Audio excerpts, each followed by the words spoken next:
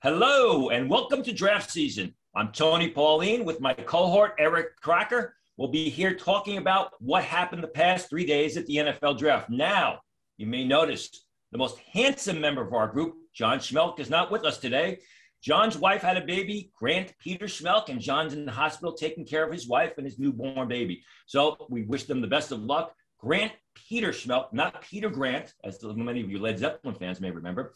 So Eric and I are going to do our best over the next 30 minutes or so not to mess things up and talk about what's going on in the draft. Eric, how you doing, buddy? Where you at right now?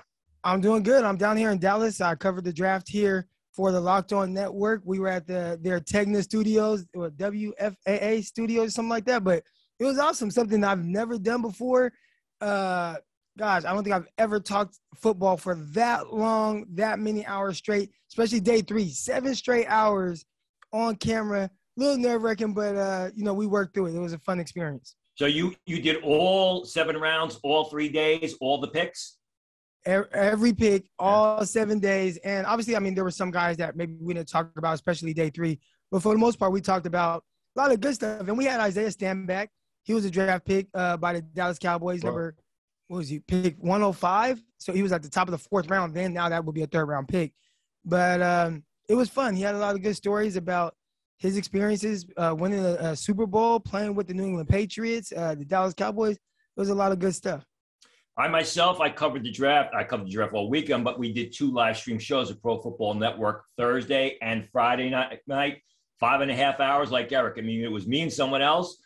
Except for a quick run to the bathroom. It was basically 11 hours of nonstop go. And there are a lot of stories that we got to cover. I think the biggest one is the fall of the quarterbacks. You had 1 quarterback selected in the first round when people thought you may have 3 or 4. That quarterback was Kenny Pickett.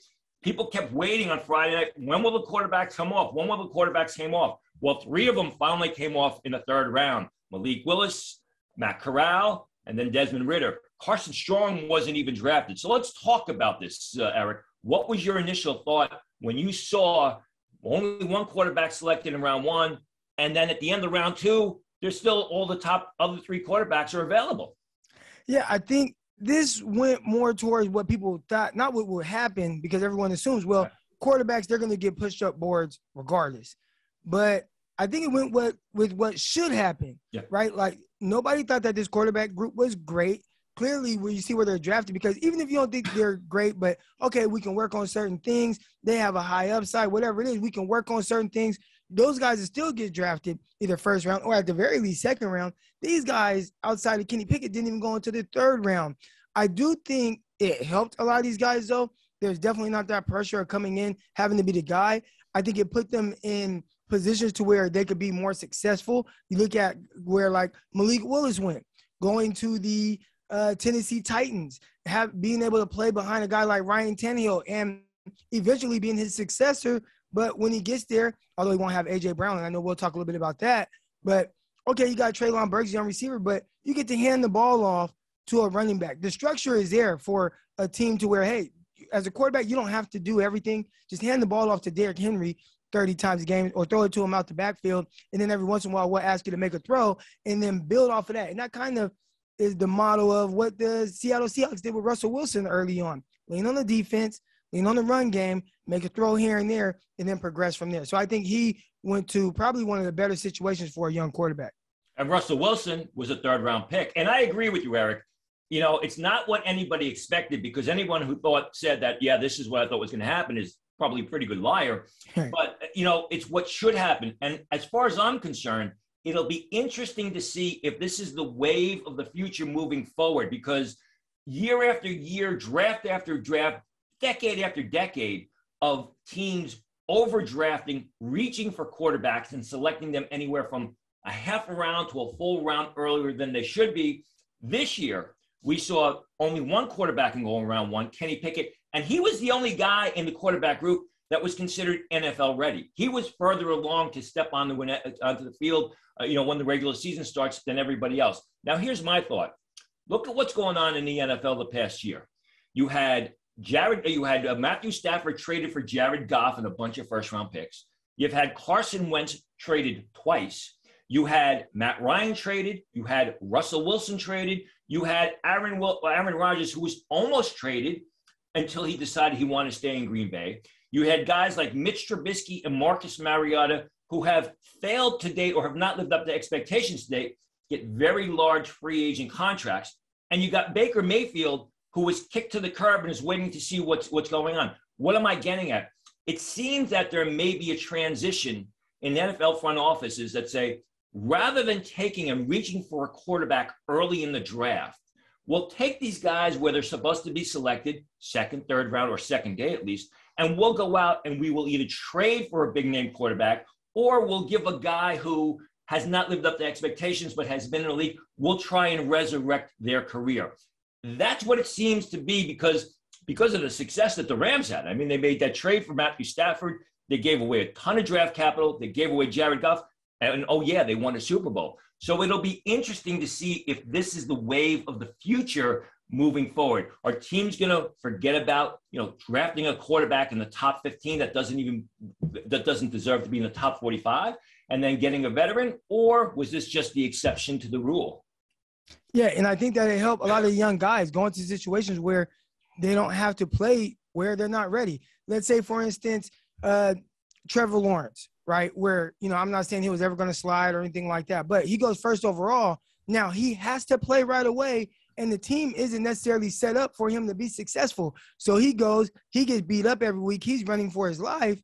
And then it comes back as, or the conversation or discussion around Trevor Lawrence this offseason is, well, he wasn't very good. Well, of course he wasn't good. Look at the situation. His coach got fired mid-year. He didn't have any offensive weapons. At one point, his leading receiver was like Tavon Austin, excuse me. The running game was hit or miss. A lot of decisions they made, like he wasn't set up for success as opposed to a guy like Kenny Pickett going into this draft. He doesn't go number 1 overall, right? They signed a guy like Mitchell Trubisky who can be a placeholder. And then you can let Kenny Pickett develop organically. I love what Pittsburgh Steelers did around that with, one, what they did last year, getting a guy like Najee Harris who can be a 3-down back, catch the ball out the backfield. And then they already had a couple weapons in Chase Claypool and Deontay Johnson. Now they add 2 more guys in George Pickens and Calvin Austin. So I think whenever that Kenny Pickett is ready to go and kind of take the reins from Mitchell Trubisky, he will be more set up for success. And you won't see him with his clock so sped up, running for his life. It'll be a much better situation for him. And I think more teams should probably take that approach.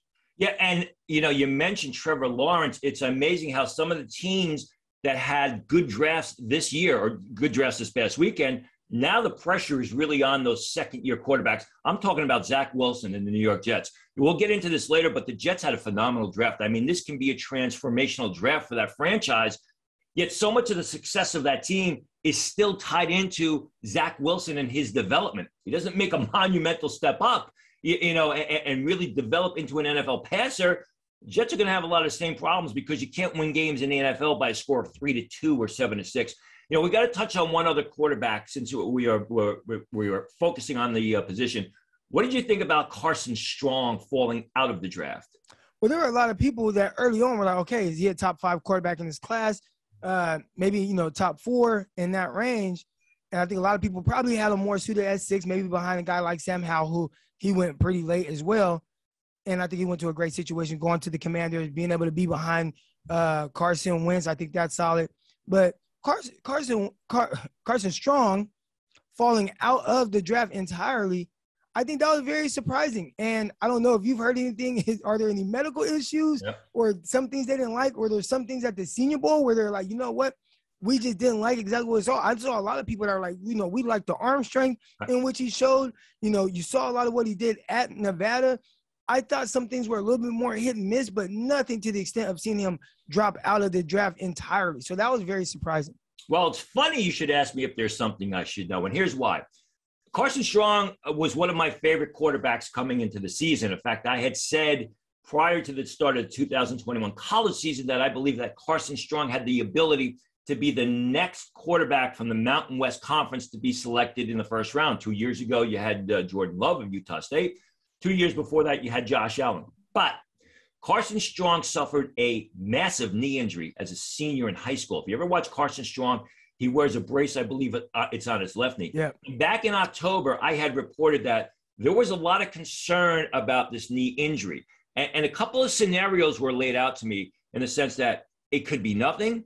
It could be a situation where he needs major surgery and misses the entire part, most of the season, or it could be a situation where he has to have cadaver surgery and he missed to fix the knee and he misses the entire year. I've not gotten any confirmation on exactly what it was, but the fact that Carson Strong just fell out of the draft completely tells me that the stories I was writing back in October, as I scratch my eye, at Pro Football Network leads me to believe it was absolutely medical. And it was that left knee that kind of pushed him out of draft. Because you're right. I mean, he was hit and miss at the Senior Bowl. He was hit and miss really the past year and 2 seasons at Nevada, primarily because of the offense, that pistol offense that they implemented really never developed him as a passer. But still, with a guy that's with that size, with that tremendous arm talent, with the ability to run the vertical game, for him to fall out of the draft had to be a medical issue. Let's talk about some of the running backs that fell. I was very surprised that Isaiah Spiller fell as deep as he did, and he was the 5th running back that was selected, 6th running back that was selected, 7th running back that was selected. I'm looking at my board here. I'm sorry, I'm going down the list here. Yeah. 7th running back selected. That to me was very surprising. No, definitely. I mean, he was a guy who I had as my RB3 behind Breece Hall and Kenneth Walker, and those guys went in the order as which I had it. But Spiller went behind both of those guys, and that was definitely very intriguing. Now, is it a testing thing? You know, he had a pro day at Texas A&M. He didn't test as well, ran in the 4.6s. I think people thought he'd be a little bit more explosive than that. But when you watch him on film, I thought he ran strong. I thought he was a good pass catcher out of the backfield. I think he's a guy that can stand in there and block on third downs and pass protection and do that well. So to see as many guys go before him, I was very surprised by that, including the 49ers who I cover. Having a guy like Tyron Davis-Price go before him. That was something that I never saw foresee coming. I wouldn't have either. And I agree 1,000% with you. And I also agree, he ran a 4.63 for the 40 at Pro Day. He plays a lot faster. And that initial quickness, that initial footwork, the ability to make defenders miss, the ability to see the hole, I think they got a major steal with the pick 123, Isaiah Spiller. We go to the tight end position.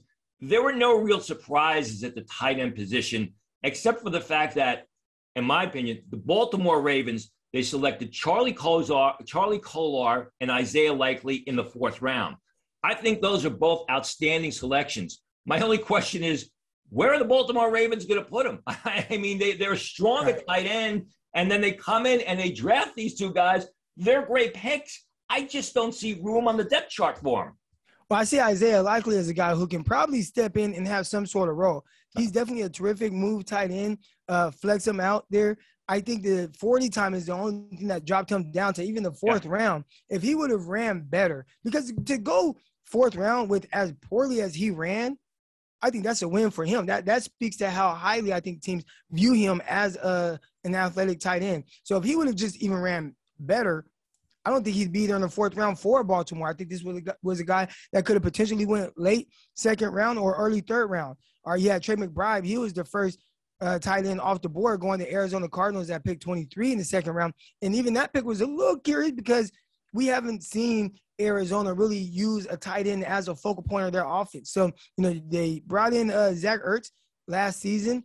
We'll see how they transition to having a guy like Trey McBride and how they use him. Is it more of a run thing? Do they want to get more of that power element to their game and move guys and say, all right, we don't want to have to spread it out and run 11 personnel or even like 10 personnel with no tight ends out there. We want to run the ball a little bit more and maybe take a little bit of pressure off of the young quarterback, Kyler Murray, because I felt like they put a lot on his plate. Maybe McBride can help there. But as a pass catcher, I think there's a little bit more in him as well. I remember George Kittle coming out. He ran in the low 4.5s, and people were like, well, who's this explosive guy? We didn't see this at Iowa State. But then you watch him in the NFL, 49ers utilize that. I think McBride, who ran in the low 4.5s as well, he's a guy who can definitely have the speed to maybe develop a little bit more as a run-after-catch guy at the tight end position. Yeah, I completely agree with you about Isaiah Likely. He ran like a 4.8 at his pro day, but he plays much faster. I mean, this guy is he's one of those guys that is football fast, not 40 fast. And you watch the film the past 2 years, and he's a guy that gets into the secondary and beats safeties down the field for deep passes every single game. Every single series he can do that. And his football speed is apparent. I looked up while you were talking. Mark Andrews and Nick Boyle, the starting the starting tight ends. Boyle's contract ends at 2023. The Baltimore Ravens have an out on Mark Andrews' contract after 2023. Maybe that's what they're setting it up for. We go to the receiver position. I think the big topic of conversation at the receiver position, which we touched on with John in our draft preview, is Justin Ross falling out of the entire draft and Justin Ross not being selected. What did you think about that?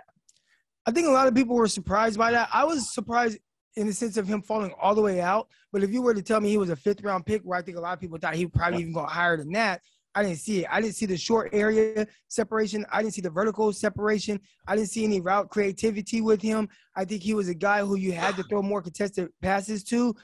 I wasn't sure if it was him more so than maybe the offense, or with the lack of consistency at the quarterback position. Did that hurt him?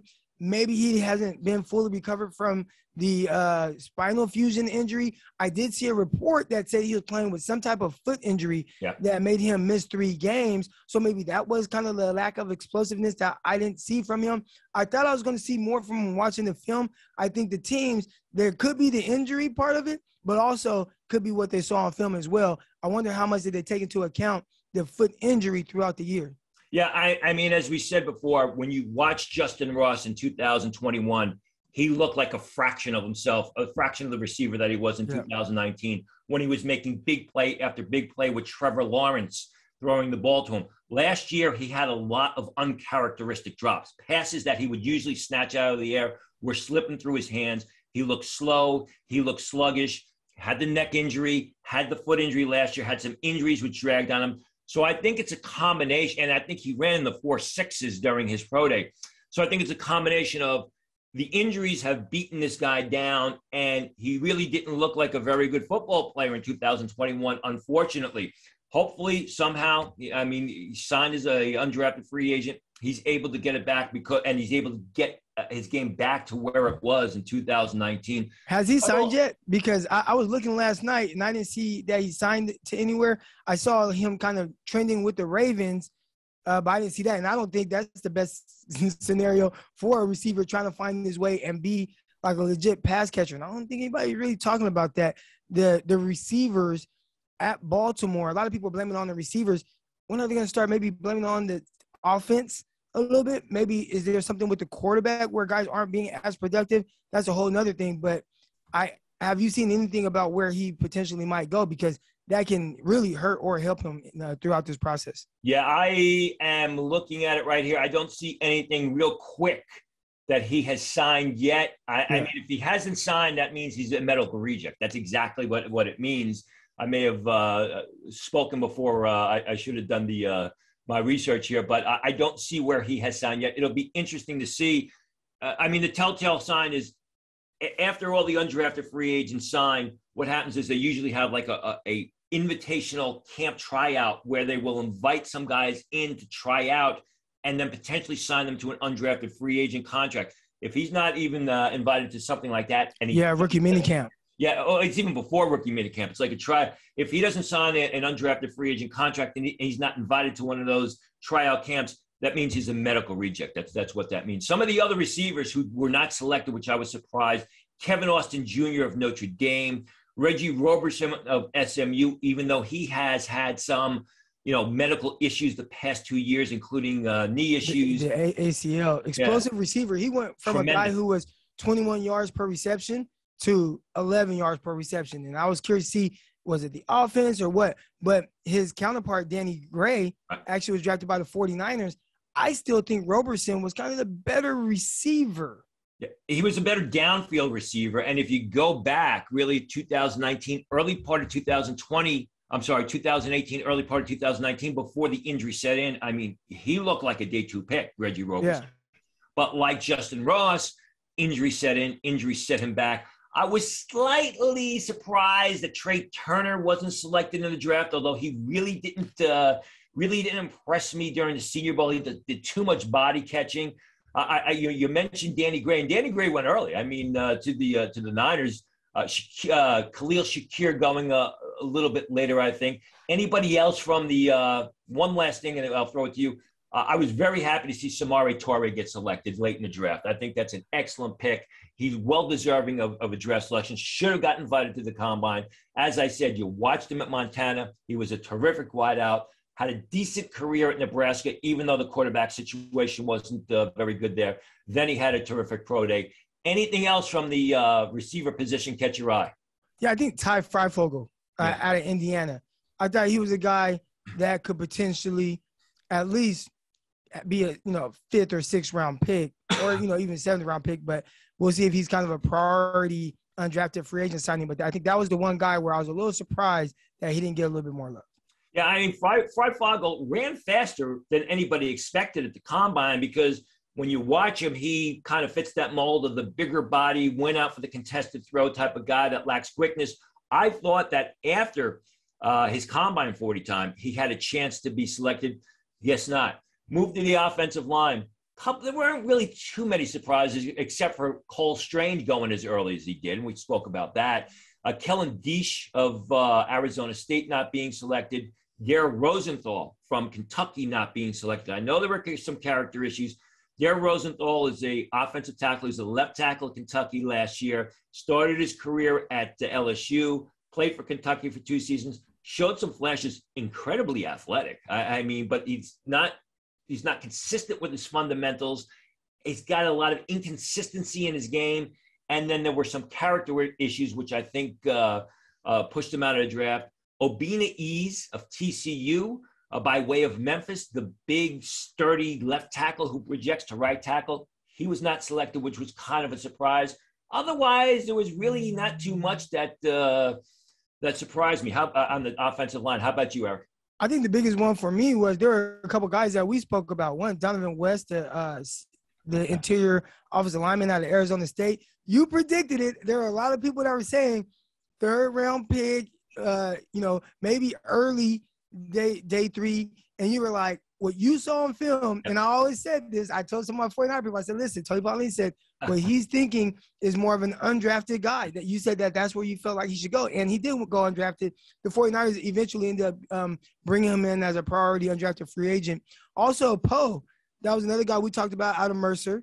Right. And a little under the radar, more athletic guy, but really short stature. Another guy 49ers ended up getting. Clearly 49ers trying to bolster the interior of their offensive line, but that was another guy we spoke about on this show as well. But when undrafted, and I know there were some people that were kind of high on him as well, I was curious to see just the amount of interior offensive linemen that were drafted. Yeah. I'm counting here right now 7 interior offensive linemen drafted in this entire class. Now, that doesn't mean that there weren't tackles that will convert to being interior offensive linemen, but just pure guards that were drafted.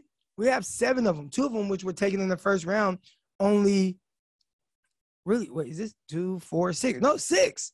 6 interior offensive linemen drafted, and 2 in the 1st round, and then there were a few, one day 2, and then 3 more day 3. But that might discourage me from wanting to be an interior offensive lineman if I'm a guy, with aspirations of playing in the NFL. Well, I think, like you said, a lot of these tackles project to guard or even center. Zach Tom of Wake Forest, who was a left tackle for the Demon Deacons, he projects to guard or center. Darian Kennard, the big right tackle from Kentucky, everybody thinks he's going to be a guard.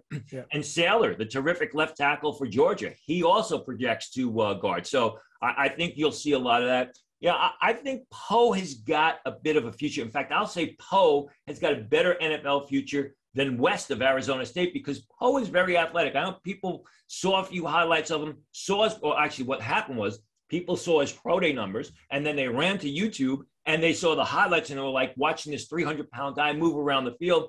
But as we spoke about, and you mentioned it, doesn't bend his knees. If he doesn't bend his knees and learn to block with leverage, he's not going to play on Sunday. West didn't surprise me at all, because like I said, I mean, he was a small, marginally athletic guy who rarely finished his blocks and would more often than not fall off defenders rather than finish the finish. And you can't do that in the NFL when you're a small guy, because you're just going to get ragdolled in the middle of the line.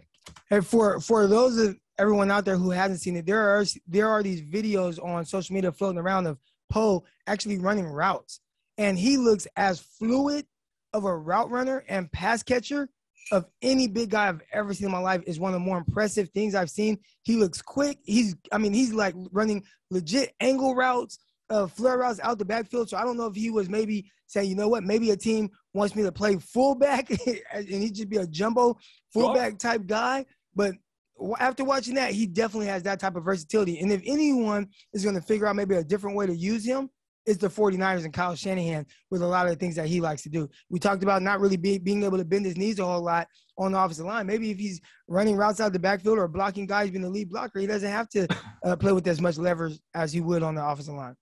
Yeah, and again, it's with a guy like Poe who played for Mercer, it's all about NFL coaching, NFL development. We'll see where it goes. Yeah. Defensive line, defensive end, defensive tackle, I'll just combine them to edge rusher, if you like. Weren't really too many surprises as far as I was concerned, as it can change as the conversation goes with players who weren't selected. Chris Hinton, the big defensive tackle from Michigan, wasn't selected. There may be an injury issue there. Trey Williams, an edge player from Arkansas who I like, was not selected, although I think when he couldn't break 5 seconds in the 40 at the combine, that really did him in. Haskell Garrett, I was a little bit surprised, a little bit disappointed. Would have liked to seen he be selected in the draft, but Haskell Garrett's a guy who's small, didn't have a good year at Ohio State, kind of played uninspired football. 2 guys that were selected later on that I was very happy to see get their chance. First, Sam Roberts of Northwest Missouri State, who's been a good player for a couple of years, 6'4.5", 287 pounds. He's a guy that if he's strong enough, you can use him as a 2-gap end and a 3-man front. I see him more as a 3-technique tackle, very explosive off the snap, very explosive up the field. And Daniel Hardy of Montana State slipped into the very late part of the draft. Daniel Hardy had 16 sacks and 24 tackles for loss. He's an undersized college defensive end that is primarily used up at the line of scrimmage. He's going to have to stand over tackle in the NFL if he wants to make it more than anything else. He's going to have to prove his worth on special teams to have a future on Sunday. But it was good to see these small guys, these guys from small schools, not small guys. Roberts is 290 pounds. These guys from small schools get their chance. Anything catch your eye on the defensive line, Eric?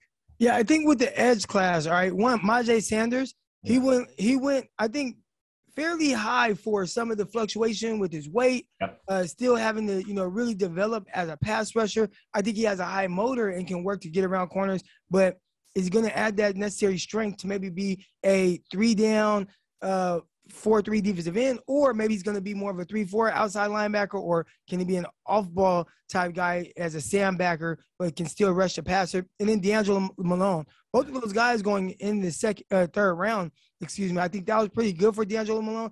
I wasn't as high on him as I feel like a lot of, the NFL who drafted him third round, and I think a lot of the media, which really like D'Angelo Malone and what he brings. I think he's definitely an explosive player, but I think we talked about him as potentially a 4-3 off the ball type guy who can rush the passer if need be, almost like we saw from Micah Parsons, who had to be a pass rusher in a pinch when they had some injuries to some of the other Dallas Cowboys defensive ends.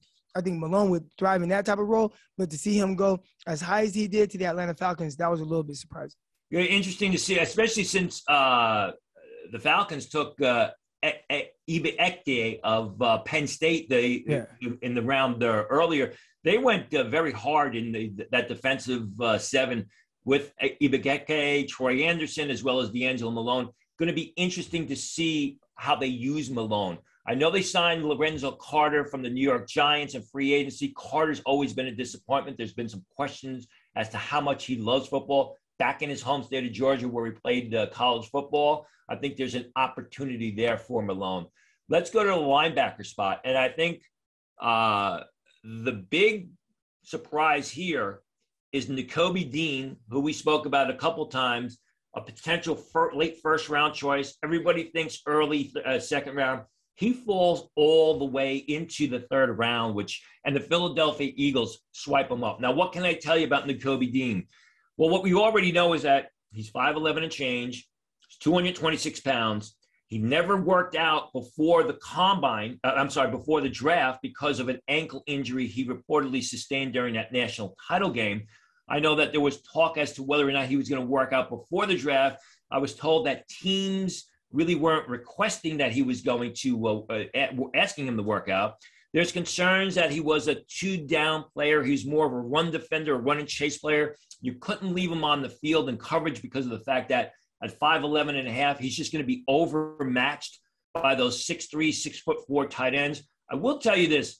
There was a word out there that he may have had a knee injury that kind of, that NFL teams knew about, which would push him later in the draft. In fact, the person who told me he had the knee injury also told me a month before the draft that he wouldn't go until the third round, which I thought was crazy at the time. Wow. It turned out to be true. Yeah, the injuries definitely hampered his draft stock, and I think there were a lot of people that are watching, like, where is he going to go?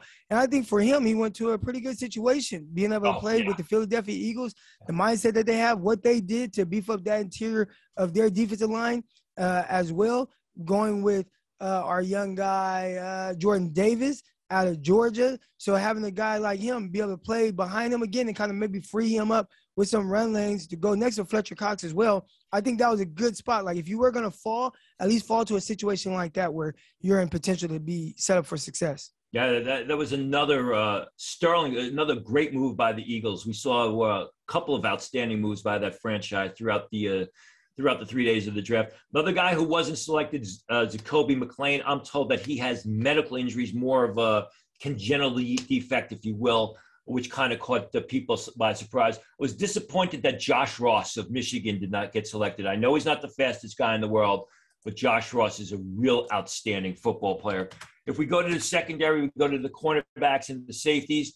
I think the biggest surprise is that Mario Goodrich was not drafted. Mario Goodrich came into the season, was ignored by scouts, was not graded by scouts, had a terrific campaign, ran in the 4.5s during his workouts, really looked good last year. When a guy like Mario Goodrich is not drafted, it means very likely that there's an injury. Could be because some character concerns, but I'm sure if there were character concerns, I'd know about it by now or to be out there. That was very surprising. When you look down the list, Kobe Bryant going a little bit later, Tariq Woolen, who didn't go to the fifth round. And we've talked about him here, and you've been a big critic. When everyone's fawning over Tariq Woolen, you said, hey, listen, this guy's tall, this guy's super fast, this guy's athletic, but he's stiff, he's tight, and he just doesn't project all that well to the next level. Right, and I'm curious to see if a team might say, you know what, he has the length, he has the athleticism, maybe we should try him at safety. Now, the only thing about that is, and you know, I watched a few games of him, the games I can get my hands on. He had an issue with tackling. In one game, I'd say even in one half, he missed about 3 or 4 tackles, and one resulting in a huge gain. So if he is going to make that transition, which I think he projects, I think he can play outside. He's going to have to learn to play with more anticipation, but he also has to continue to get better with his tackling and aggressiveness as well. I think a couple guys that went undrafted that stood out to me, Vincent Gray, cornerback out of Michigan. That was a guy I watched, and he didn't test very well, but I thought the coverage skills was there. I thought him, competing and being competitive at the catch point with receivers was there. His ability to run vertically with routes, that was there. He has a size. I think he was fluid enough, but he goes undrafted. That was one that was a little shocking. And then there was one other guy that I was kind of surprised. Chris Steele, cornerback out of USC. He's another guy. Then Jermaine Waller.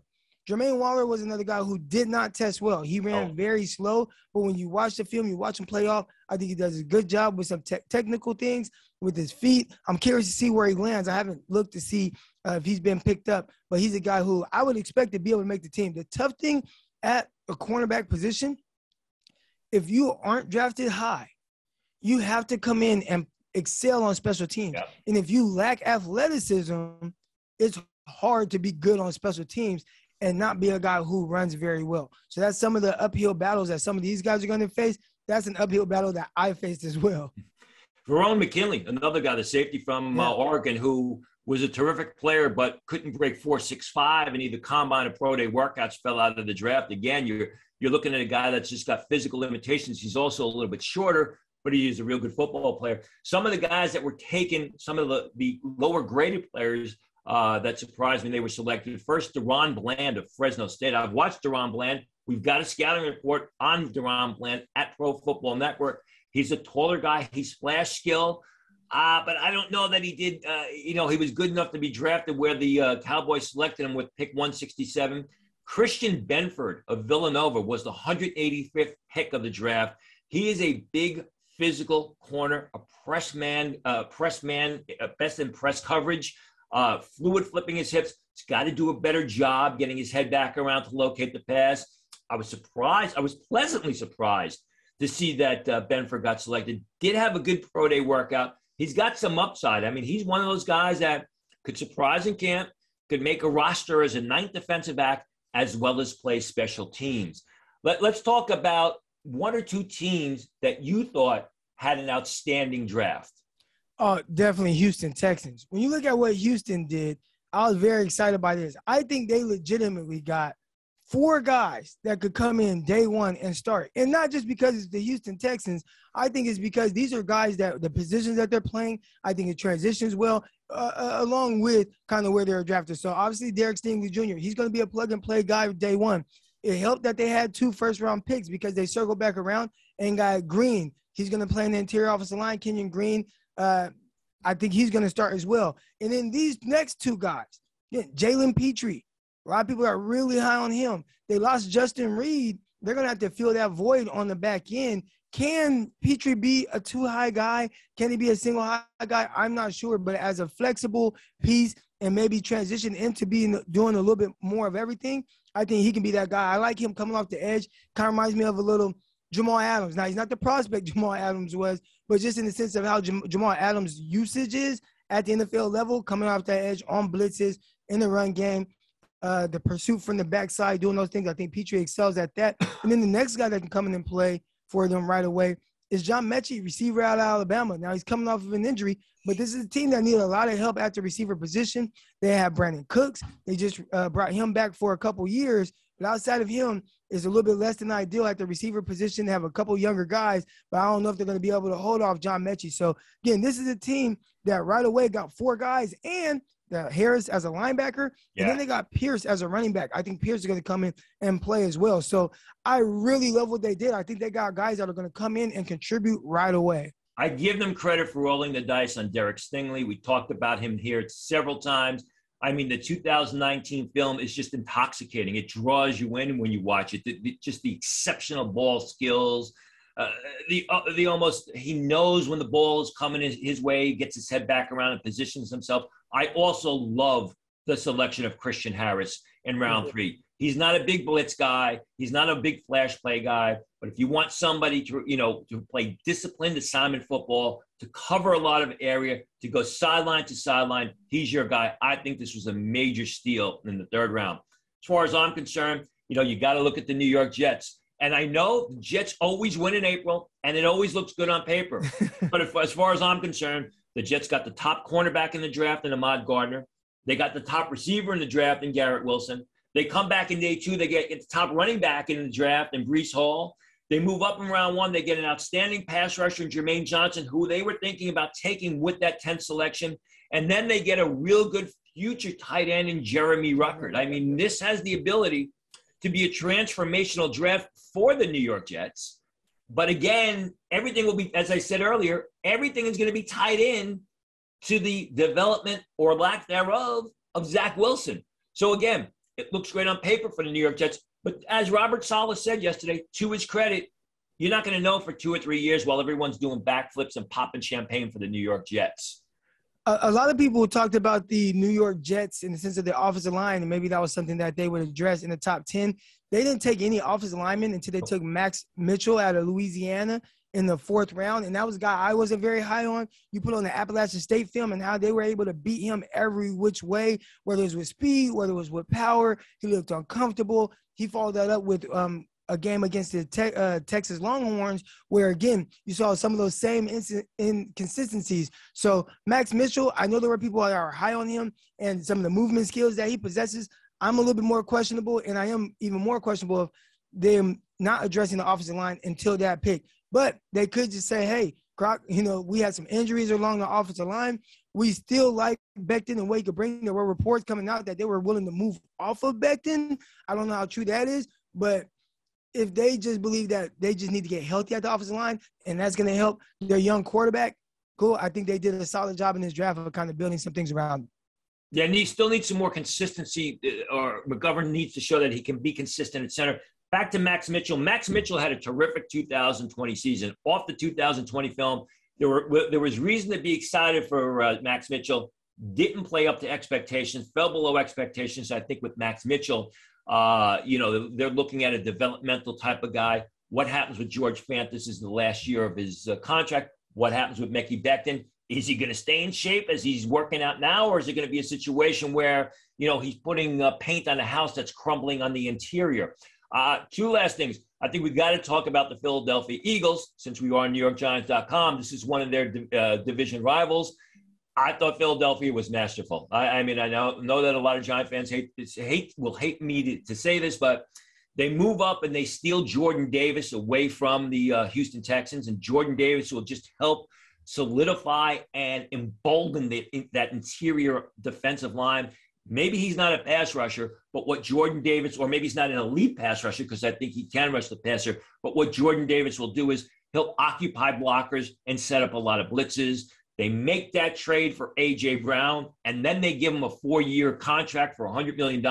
Although Cam Jurgens was an exceptional pick in the second round. We talked about Nakobe Dean. Later on, they get Grant Calcaterra, the very productive, very outstanding pass-catching tight end who came to SMU last year by way of Oklahoma, fits the Eagles mold, but he's had issues with concussions, which is originally why he retired from football before coming back. They take a roll of the dice on him in the 6th round. What did you think about the Eagles, Eric? Definitely. I liked a lot of what they did. As you said, I think you win right away with just going out and getting Davis and then circling back around and trading for a guy like A.J. Brown. And not only trading for A.J. Brown, like you said, giving him the contract, $57 million guaranteed. I don't think that's a huge commitment to a receiver when you're seeing a lot of these other guys getting $70+ million guaranteed in their contracts. So that was a good job by them. I want to talk a little bit about some of what the New York Giants did. And I know there are a lot of New York Giants fans here. Obviously going with Kayvon Thibodeau and Evan Neal to kind of solidify that. They needed pass rusher and they needed someone to protect the passer. So they got those two things right away. Going with Wan'Dale Robinson, that was curious, and I know there are the reports coming up. They're willing to trade Kadarius Toney, or he requested a trade. So if they move off of him, Wan'Dale Robinson, twitched up, jitterbug type guy that can give you some similar type production as Kadarius Toney. I really like that. 3rd round, they got Cordell Flott. I was high on him. He's a little slim, but he's a guy who can play inside. He is tough playing in that slot. Won't have an issue with that. Cover skills as a man guy are good. I think he and Stingley kind of fell into that lull that's going on at LSU to where I don't know if he reached his full potential, but definitely a movement skill guy who, again, he's slight built, 178 pounds or so. He's not very big, but he plays a little bit more physical than that, and I think he has high upside as a coverage guy. And then I like what they did with Beavers. All right, going Darian Beavers, linebacker out of Cincinnati.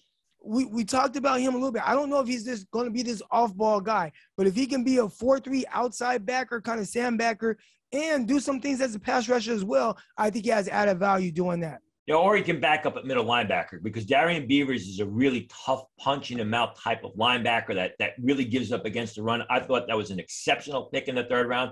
Completely agree with you on Flott. I mean, Flott's got nickelback written all over him, at the very least dime back. When you watch Flott, very effective facing the action, terrific ball skills. I like both of the offense. Everyone talks about Evan Neal.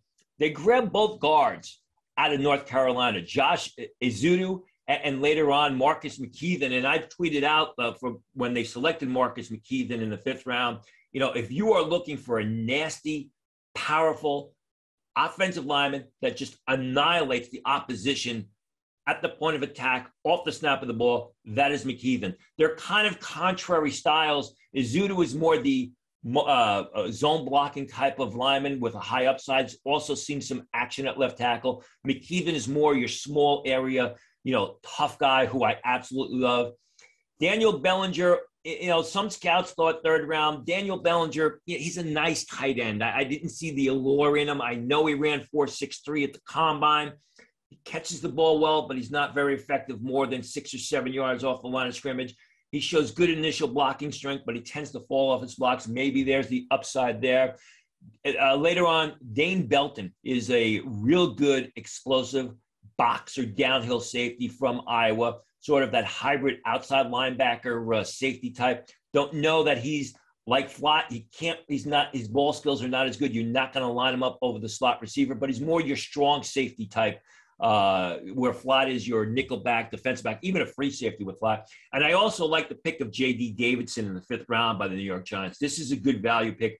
Davidson is one of those he's not short, one of those squatty type defensive tackles, very athletic, very quick, very smart, constantly around the ball. So while everyone was talking and throwing praise on the New York Jets, I thought the Giants did a real good job, too. They got 2 immediate starters at the top of the draft. You got another guy in Wendell Robinson who is just a fun guy to watch because, as you said, he's sort of that smaller jitterbug type guy. The thing about Robinson when you watch him is watch how quick he is when he catches the ball, turning it upfield. Watch that initial burst. It reminds me of Rondell Moore, the way he's able to turn it upfield and immediately get that first step on defenders, creating after the catch, also going to help as a return specialist. Eric, what do you think about – I think there are going to be a lot of questions from the New York Giants fans about them not going quarterback at all in this class. And they had several opportunities to maybe get a guy like Malik Willis, who I know the fans were kind of clamoring for a guy like him, even in the top 10. Yep. So they elected not to go top 10, fine, but they didn't go 2nd round or 3rd round quarterback either. A lot of people have a lot of questions about Daniel Jones and the future of him. I know they brought in Tyrod Taylor. I thought that was insurance for Jones, and if it doesn't work out, then they'll go quarterback next year. But what did you think about their decision to say, you know what, we're going to just ignore the quarterback position altogether? Surprised. I thought they could take a quarterback in round 2. All the quarterbacks slid, and then they passed the quarterbacks up in round 3. I would agree with you. I mean, I was surprised. I guess, you got to read into it that they have a lot of confidence in Daniel Jones. I thought it would be good insurance just to grab one of those quarterbacks for the future and this new regime puts their stamp on that new guy in case Daniel Jones does not pan out. Daniel Jones is, not live up to expectations as he has in the past couple of years. But I was very, very surprised, as I guess you were, that the Giants did not address quarterback, especially in the 3rd round when they had the opportunity with multiple picks and those QBs still on the board. Yeah, I'm trying to see where Malik Willis was drafted. Yeah, so they had 2 shots at Malik Willis in the 3rd round and elected not to go with him. Yeah, that is surprising. And Grant, what you're going to have to do now is you're going to have to see, you're going to have to compare the career of Malik Willis to Josh Izudu of North Carolina and Cordell Flott. And if Malik Willis turns out to be a real good NFL quarterback, it's going to be a woulda, coulda, shoulda, which always happens in the NFL draft. Right. Any final thoughts on the 2022 draft, Eric, as we move forward to 2023?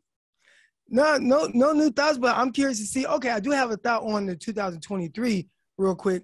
A lot of people, they talk about this quarterback class that's coming up, and it's like, hey, you can pass on these quarterbacks now because the next year's group is so good. And we will see. We heard a lot about this class coming in. There were people that are really high on Spencer Rattler, Keaton Slovis, guys like Sam Howell, who didn't go high, but those were guys that before, I bet if you look at mock drafts for 2022 that started at this time last year, those guys are going in the top 10. Now, 2 of them had to stay in college. Another guy didn't go until maybe 5th round, drafted the Commanders or wherever Sam Howell went. And the guys that are kind of carrying the next year's class is C.J. Stroud and Bryce Young. And are they going to take that next step? Because a lot of times when you start to critique these guys a little bit more and nitpick at their game, there's sometimes guys fall down a little bit. So that next year's class, I'm interested to see, do the guys end up living up to the kind of hype or how people view them? Because a lot of people are holding out on those 2 guys. And after that, I think there's a little bit of a drop-off. And I'm curious to see, is there somebody that kind of really steps up? Completely agree with you. I mean, if you're bypassing quarterbacks in this year's draft because you think you're going to get one in next year's class, that's idiocy. That doesn't go on in war rooms. The Giants are not saying, hey, listen, we're going to pass on Malik Willis because we'll get our quarterback next year. Well, if you get your quarterback next year, you're going to have to draft in the top 5, which means you've already given up on the 2022 season. That hasn't happened. One quick word on C.J. Stroud. I know people are falling in love with him, follow the Ohio State program very closely. CJ Stroud had a phenomenal Rose Bowl game, but he struggled really during the early part of the season where Bryce Young was great throughout the campaign. So, the last time I remember a guy having a great Rose Bowl game and everybody pushing him to the top of the draft board. Sam Darnold? There you go. Sam Darnold against Penn State, which is one of the best Rose Bowl games in recent history. And we saw how that turned out. So you can't be passing up draft picks today because you're going to draft those guys tomorrow. So, right. Eric, it's been fun. Got to check out please, for all the viewers, check out the entire draft season on Giants.com on all your favorite podcast forums. For Eric Crocker, I'm Tony Pauline. We'll see you next time on Draft Season.